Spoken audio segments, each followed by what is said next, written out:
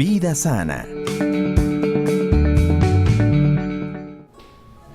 Un saludo cordial a toda nuestra teleaudiencia de Vida Sana, comenzando este miércoles con un tema muy interesante dentro del campo neurológico, como son los tumores cerebrales. Queremos dar un saludo a Biomed, que auspicia este segmento, y damos la bienvenida al doctor Marco Rodas, neurocirujano de la Clínica Santana. Bienvenido, Marco.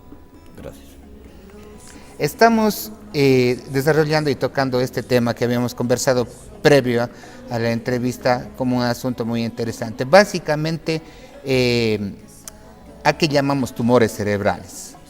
Los tumores cerebrales son unas masas de células cancerígenas, sean estas agresivas, malignas, o pueden ser también de baja agresividad, que son los benignos, y son, como digo, masas de células que se desarrollan en el cerebro, en cualquier sector del cerebro, de manera lenta, de manera rápidamente evolutiva, y algunos casos que son los malignos crecen en pocas semanas, en pocos meses.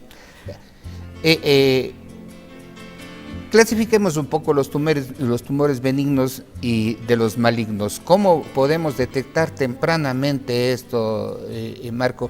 Porque la gente siempre está preocupada de cualquier situación de mareo, de cualquier situación de pérdida visual, y ya la empieza a asociar directamente con un posible tumor cerebral. Claro, al ser masas que ocupan espacio en el cerebro,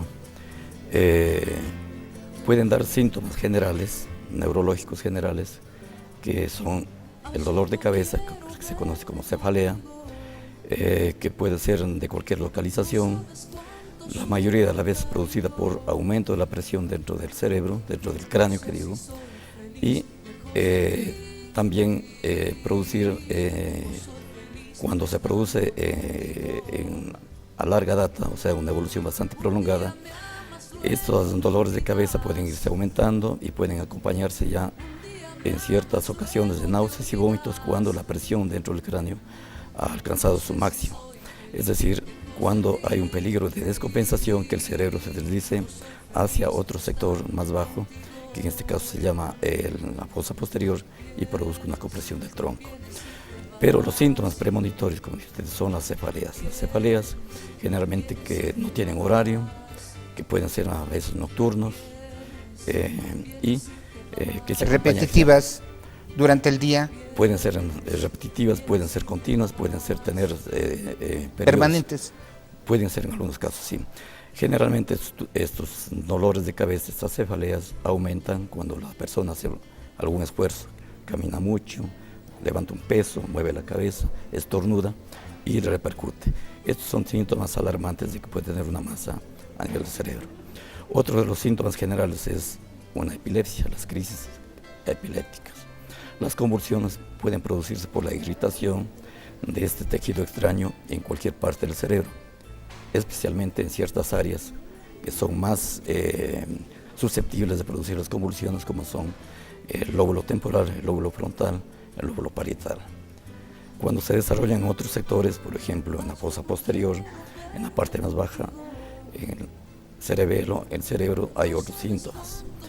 Los tumores hipofisiarios. Los tumores de hipófisis generalmente van a dar síntomas más que todo visuales cuando han crecido mucho. Yeah.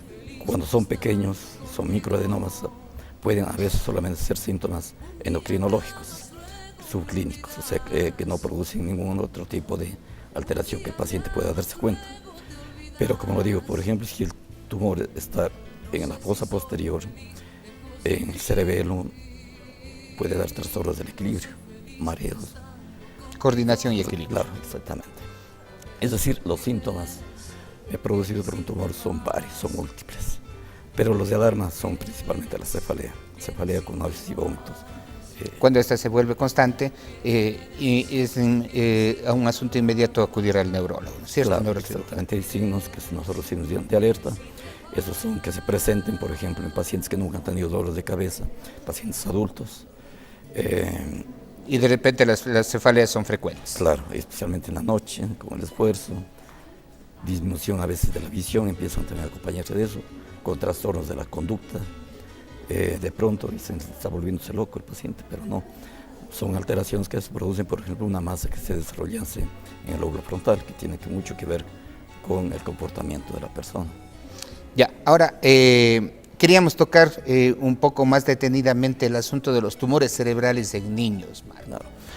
¿Se presentan con frecuencia o qué tan frecuente es un tumor cerebral en un niño? Sí, comenzamos diciendo que más o menos la frecuencia de los tumores del sistema nervioso corresponde al 2% de los tumores en general, de cualquier sistema.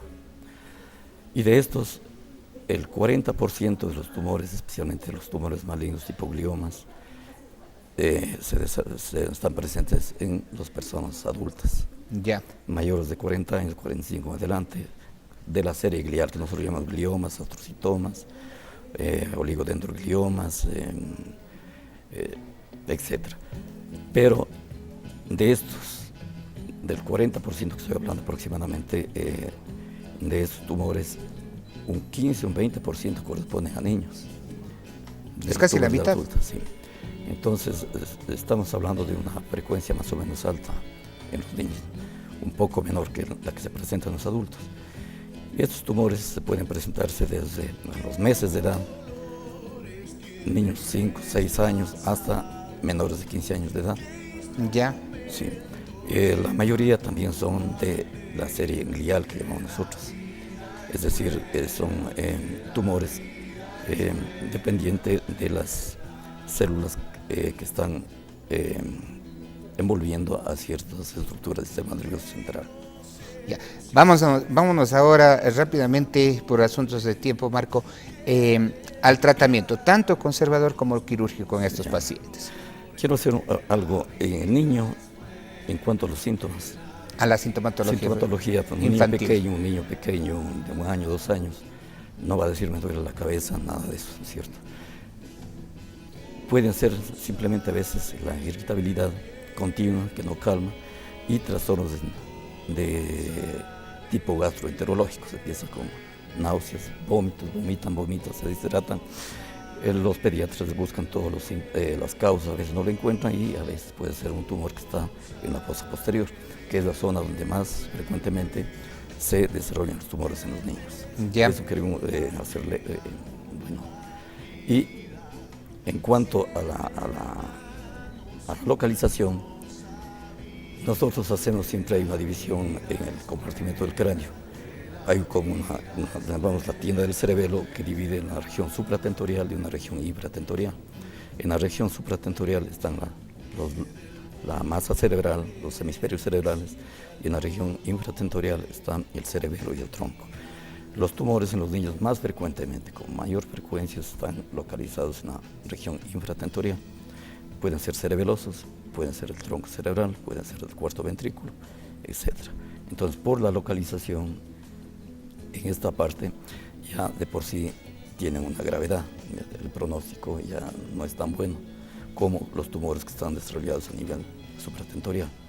Y desgraciadamente, en la mayoría de los tumores en los niños, mientras más pequeños, son muy agresivos, son malignos. Ya.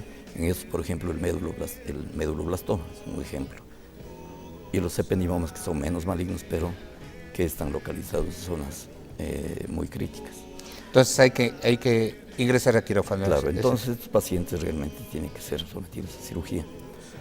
Como digo, el tratamiento quirúrgico de estos pacientes es un poco el pronóstico, por el pronóstico que tienen, son un poco más delicados, con el riesgo de que a veces se produzcan paros cardiorrespiratorios durante la cirugía, porque están localizados en centros muy próximos al tronco, algunos dentro del tronco mismo, que pueden producir paros cardiorrespiratorios.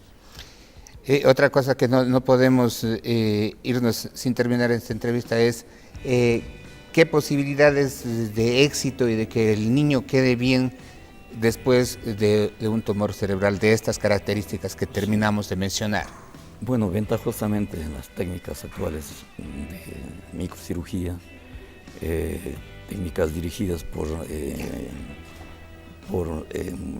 monitoreo, el neuromonitoreo, la neuroanestesia, que ha progresado bastante últimamente, están saliendo teniéndose mejores resultados en las cirugías de tumores en los niños, a veces con extirpaciones completas y con menores o pocas secuelas después de la cirugía. En el adulto es un manejo un poco diferente. Sí, el adulto es diferente, tanto por la localización, tanto también por la conducta que tienen los tumores diferentes en el niño que en el adulto. Bien, estamos terminando. Sí, mencionamos al inicio, agradecemos a Fisiomed por el auspicio de la programación. Estamos preparando una entrevista un poco más amplia de los problemas cerebrales que se dan y que se van aumentando con frecuencia a nivel mundial, y vamos a tener una nueva entrevista de neurocirugía en este espacio de Vida Sana. Por hoy no es más, siempre invitándoles a una nueva programación como esta cada miércoles en Unción Televisión. Muchas gracias, amigos, que pasen bien.